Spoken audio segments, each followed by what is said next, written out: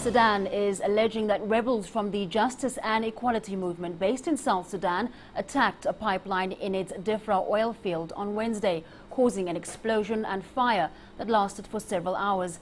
Army spokesperson Al-Sawami Khalid says the pipeline, which runs through Diffra oil field to the Heglig processing facility, is now being repaired to restore the flow of oil. Khalid claims JM rebels launched their attack from South Sudan's unity state and were supplied with engineering devices from the Southern Army. The Diffra field, whose output makes up less than 1% of Sudan's annual production, is in the disputed Abyei territory, which both countries claim. South Sudan has denied any role in the attack, saying they could not jeopardize the oil flow from their country. Now, in a related development, Sudan has officially informed South Sudan that within the next 2 months, it intends freezing oil and economic agreements and stop its neighbor from exporting crude through its territory. Last Sunday, Sudan said it would close the 2 export pipelines from South Sudan unless Juba stops its alleged support of insurgents operating across their shared border. South Sudan denies backing any rebels. The African Union has now called on both sides to enter into talks to resolve the standoff. CCTV's Grim Chala has more. The landlocked South Sudan is finding it hard to sustainably export its oils to the international market.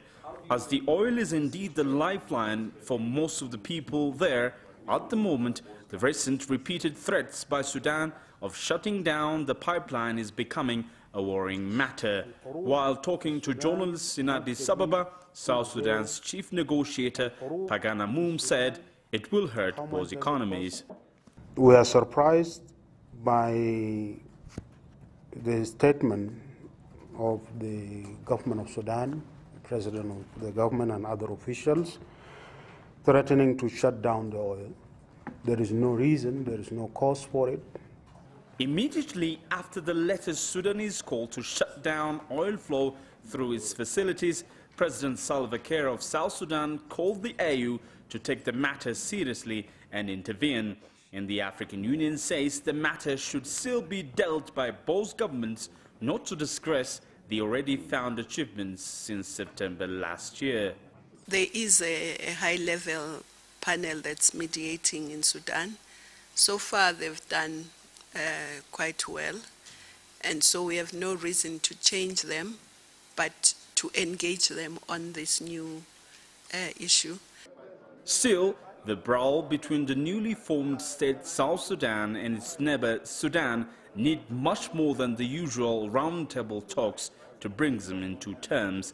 That is why the negotiator, the African Union high-level panel under President Thabo Mbeki, need to bring President Bashir and President Salva Kiir in a summit once again. Our president is calling on the African Union to intervene and help the warring parties in Sudan to bring them to the negotiating table to end the conflict in Sudan. The Joint Political and Security Mechanism, JPSM, which is co-chaired by the Ministers of Defense of both nations, is one of the segments of the negotiating team that has the mandate to look at complaints from any party. But still, none seem to use the mechanism effectively so far. Chances are the two presidents of Sudan and South Sudan will return to talks soon to ease the soaring relations. The people of both countries need their security not only socially but also economically as well, which gives the two leaders more reasons to meet quickly. Grumchala, CCTV, Addis Ababa, Ethiopia. Meanwhile, China on Thursday urged Sudan and South Sudan to remain calm and resolve disputes through negotiations. China's Foreign Ministry spokeswoman Hua Chunying says China is closely watching the recent twist in relations between Sudan and South Sudan and the impact on the oil sector. China says maintaining normal oil production and exports in South Sudan not only concerns the major economic interests of both countries, but also influences their overall relations. We call on both sides to remain calm and restrained, take care of each other's major concerns, implement the agreements and settle disputes through negotiations and consultations so as to safeguard the overall situation of the two sides.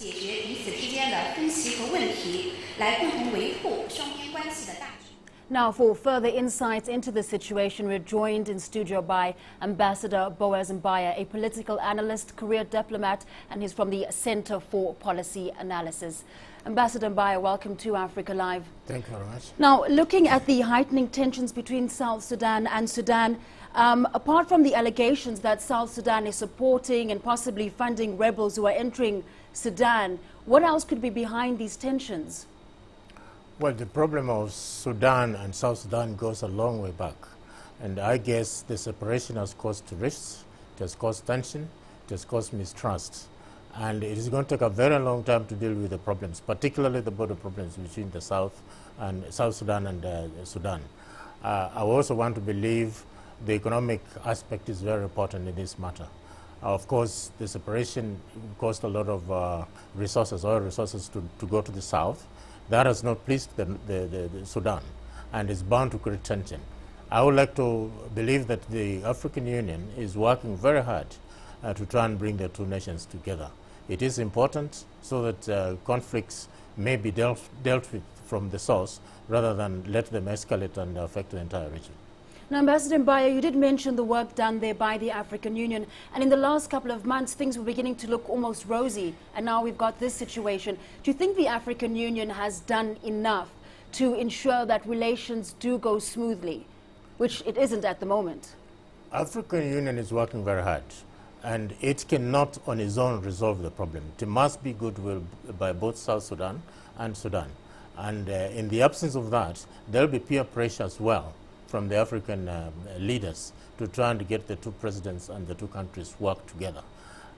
If you can recall, the problem of South Sudan was a long-standing matter which started with the IGAD, African Union, and eventually endorsed by the United Nations.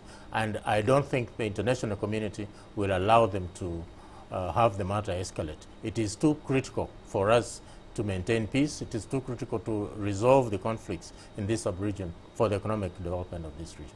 Now, you have said there that it is in everyone's best interest to have the tensions, sort of come to an end and this dispute resolved. But we're looking at Sudan saying they're going to end oil agreements that have been put in place. What would the regional impact be if tensions continue to escalate between these two countries? Terrible, because we'll be going back to the same old problem where economics cannot be worked out until the political situation is settled. And if that is not possible, you are getting a situation where the countries will not develop, they'll degenerate, and they'll cause further bloodshed.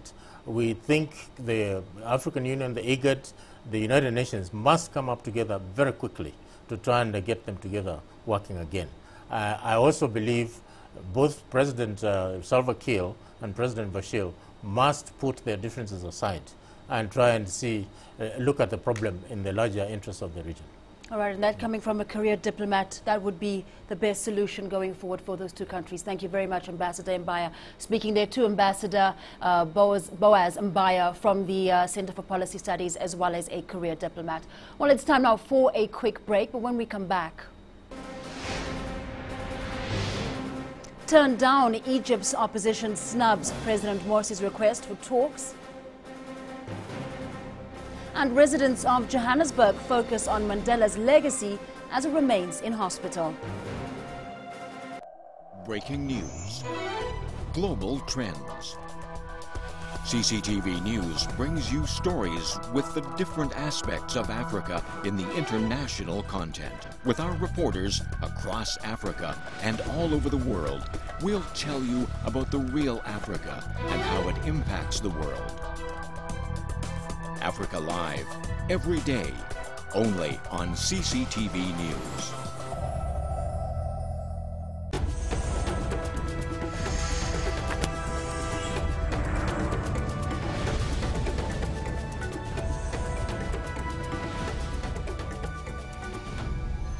Welcome back to Africa Live. Now let's move to Egypt, where the largest opposition grouping says calls by the country's Islamist president for national reconciliation talks have come too late. Activists are gearing up for a street protest campaign at the end of the month to demand Mohamed Morsi's ouster. CCTV's Adel Mahrouki reports. A warm invitation from the Egyptian president was once again turned down. Egypt's opposition party said it's too late for talks. They're now planning to mark Morsi's inauguration anniversary with massive protests. The Muslim Brotherhood has expanded its attempts to spread its influence over all the state's bodies. Meanwhile, it has forgotten the Egyptian citizen. Now the people cannot find their basic services, electricity blackouts, shortages in fuel, and today we are withdrawing our trust from the president, and we want to repair this with a proper democratic solution, which is early presidential elections. The opposition are so sure of the president's ouster that they started an initiative to plan the political transition after he leaves. The initiative is not to promote a specific plan, but we must plan what will happen after Morsi leaves, because this stage is coming, sooner or later. Earlier this week, in a conference on the Ethiopian Blue Nile Dam, President Morsi urged political powers to unite.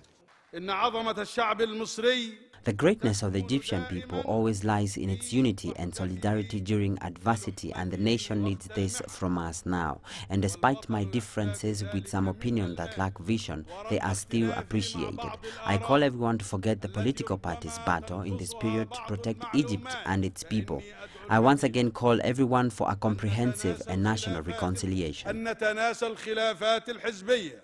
Since Morsi came to power 1 year ago, the opposition have been boycotting his calls for national dialogue. They blamed the Brotherhood for monopolizing power. And after the Supreme Court declared both chambers of the Parliament and the Constitution Assembly non-constitutional, the opposition held stronger to their position. Islamic powers are holding to the current constitutional law, demanding that Egypt's democratically elected president cannot step down a day earlier before his term ends.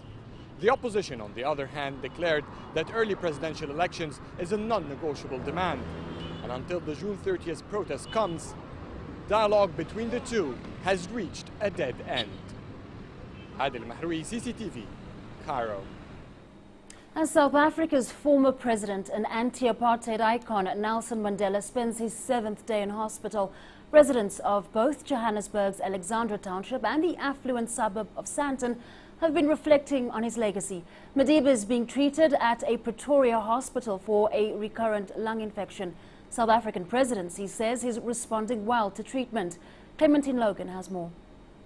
Nelson Mandela's legacy can be seen and felt across the sprawling city of Johannesburg, from upmarket shopping centres to the impoverished township of Alexandra. As Mandela spent his 6th day in hospital receiving treatment for a recurring lung infection, South Africans spoke on Thursday of the change he brought to the country. In the wealthy suburb of Sandton, a bronze statue serves as a reminder of Mandela's vision for the Rainbow Nation. Well, I think he set a stunning example to have a balance in South Africa. That the poor must be looked after and the rich must be actually a sort of responsibility to do something about it. Just minutes away from one of South Africa's most affluent areas is the Alexandra Township, one of the oldest in Johannesburg and where many who come to seek their fortune end up. It's here that a young Nelson Mandela stayed when he first arrived in the city, sharing a yard with 15 other families. And in the compound, little has changed. Plans to build a monument have stalled, and the residents here still share one corrugated iron outhouse. But some local residents say there's been progress. Yes, he did a lot for poor people. It takes us from long road up to now. Now we live better than last many years, past years. Some of Alexandra's residents lack formal access to electricity or water. Since Mandela's African National Congress came into power in 1994, roads have been tarred, But many say they're still waiting for the government to make good on their promises. Mandela only came twice just to visit the place, but he never came to tell people to make sure that development is supposed to be finished on time. Alexandra Township, which sits on Sandon's doorstep, is a reminder of the deepening gulf between South Africa's rich and poor and the continuing fight for economic freedom. Meanwhile, South Africans across the country continue to hope and pray that the founding father of the country's democracy makes a full recovery. Clementine Logan, CCTV. Now, China's foreign ministry spokesperson has also issued get well wishes for the former South African president. That was on Thursday. Hua Chunying says China conveyed the message to Mandela and his family via the South African government, adding that Madiba was a great anti-apartheid leader, founder of a new South Africa and, of course, a world-renowned statesman. Hua adds the international community continues to pay close attention to Mandela's health and the South African people's concern over his illness. Mandela was recently admitted to hospital again for a recurring lung infection. This has caused great concern among the South African people as well as the international community. China's ambassador to South Africa has expressed his well wishes to the presidency, Mandela himself and Mandela's family through the South African government. We sincerely hope Mandela will overcome his illness and recover as quickly as possible. Well, our correspondent Guy Henderson joins us live from Pretoria now, where Nelson Mandela is being treated for now the 7th day in hospital. Guy, rumours have been circulating for days that South African President Jacob Zuma may visit Mr. Mandela in hospital, and that finally happened on Thursday evening. Any idea why there was such a delay?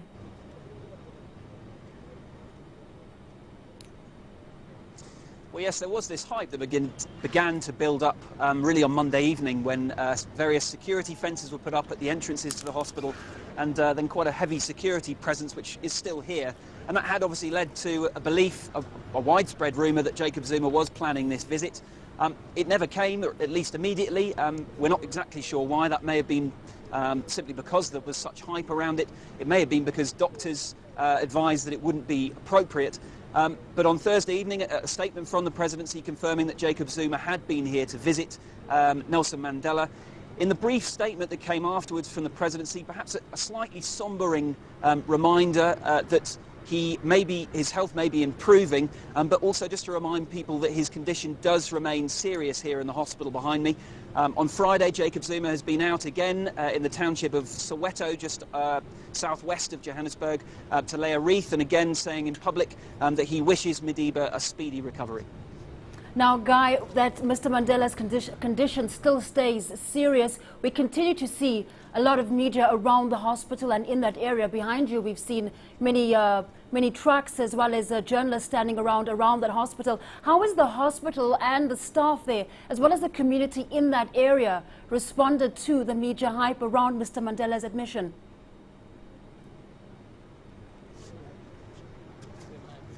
Well, inside the hospital, it's very hard to tell. The security is very tight, and if officials inside the hospital aren't allowed to speak to the media. There has, in the last couple of days, particularly been an increase in the number of just ordinary people turning up and laying wreaths and laying notes and messages of support. An hour or so ago, we had, you might be able to see behind me, messages and balloons which were laid by a group of school children that came down with their teacher and sang a few prayers and just sent a few messages of support. And then we then had a group of bishops from the South African Council of Bishops pay a visit, and they broke out into song and also gave prayers. So there is a bit of a lighter tone here. I think people are hopeful that Nelson Mandela, his health is improving. But at the same time, that question does remain that around the fact that he is 94, this is a recurrence of pneumonia again. So that question around whether he can make a full recovery, I still think does weigh heavy among South Africans. All right, thank you very much. Guy Henderson there live in Pretoria as there continues to be a lot of media attention around Mr. Nelson Mandela's admission to hospital.